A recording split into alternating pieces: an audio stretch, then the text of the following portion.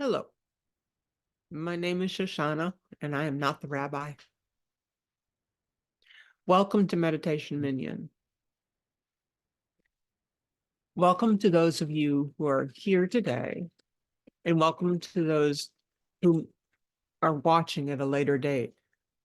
I'm happy to see everyone. In this week's Parsha, we come to the moment when God comes down to the top of Mount Sinai and speaks to the entire nation of Israel. And Moses speaks the Ten Commandments to the people. Twice in the landscape is described. The mountain is on fire, and it smokes like the smoke from kilns.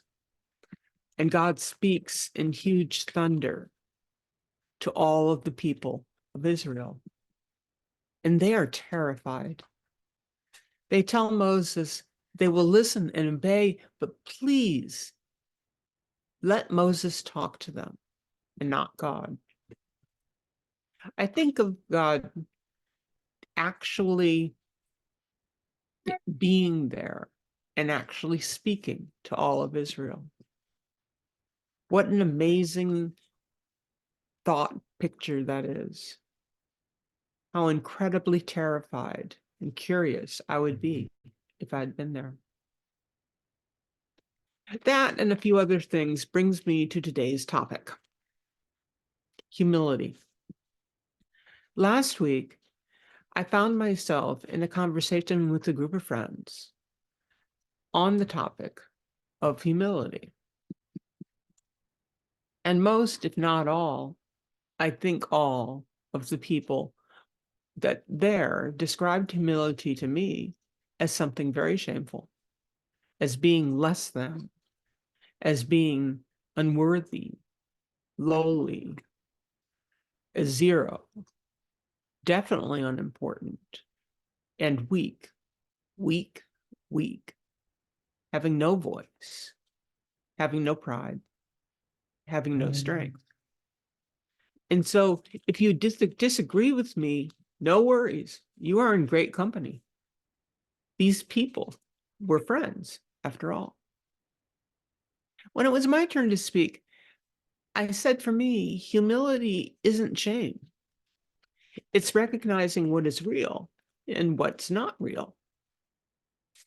It is coming in contact with a 200-year-old tree that is older than I am and will live for longer than I do, and being amazed.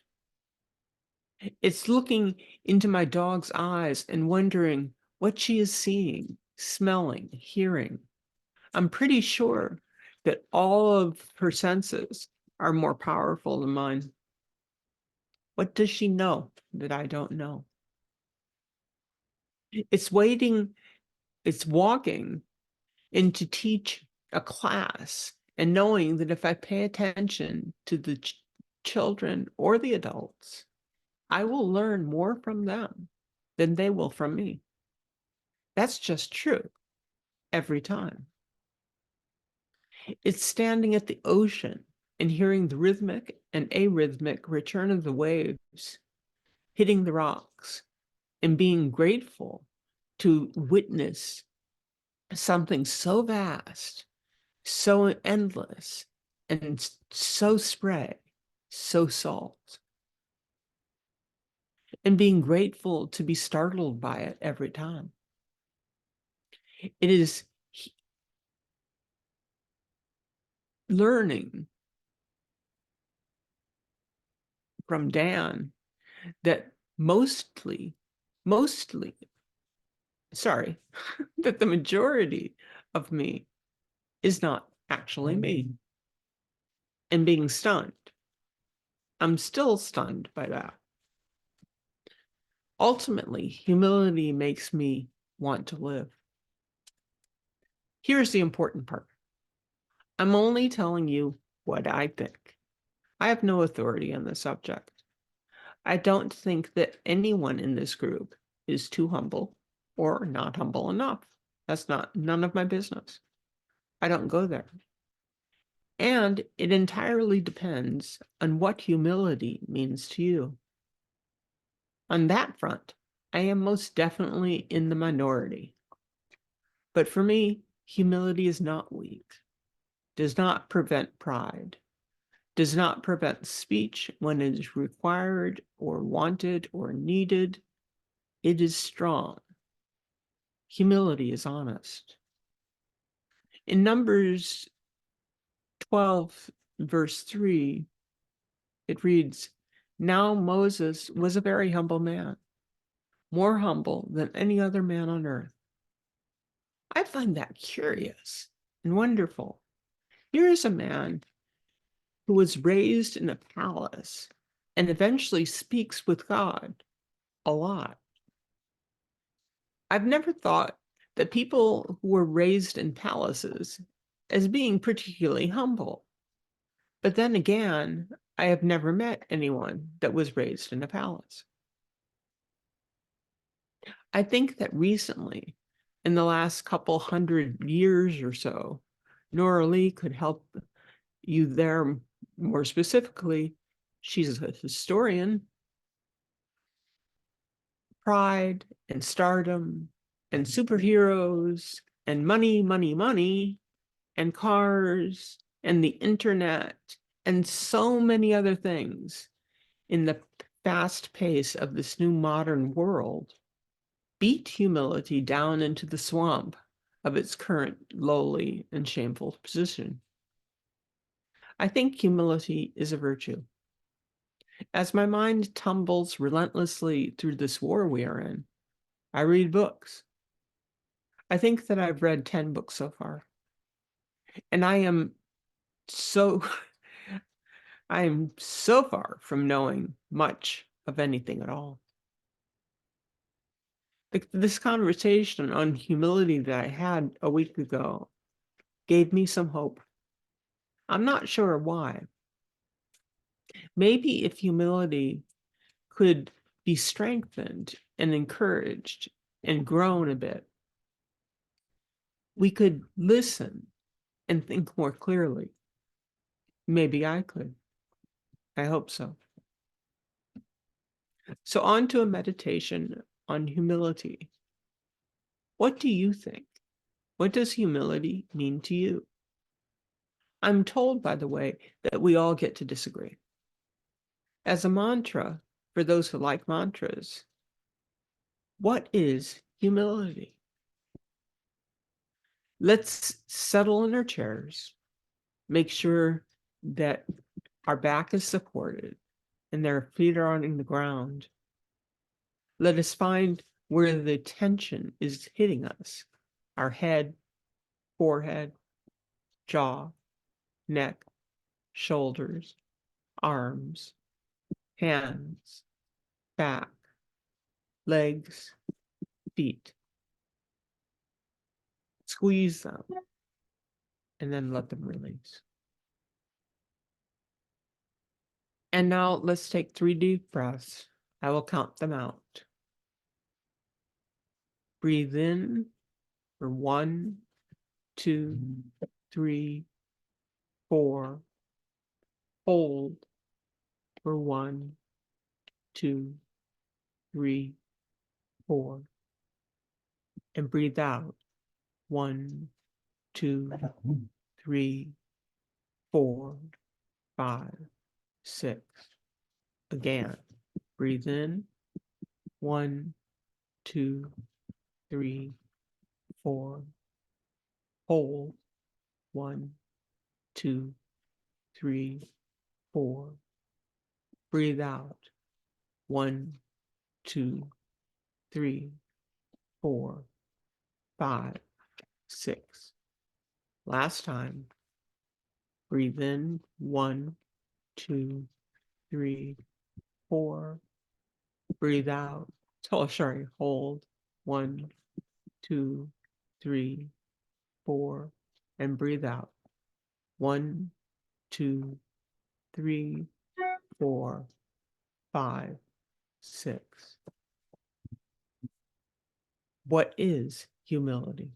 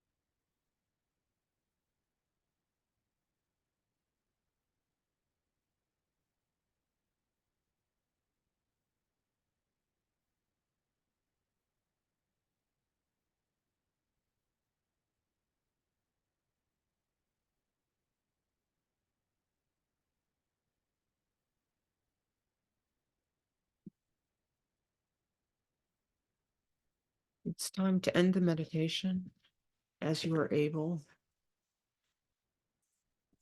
and to come back to the room. When you're ready, open your eyes. Take a deep breath.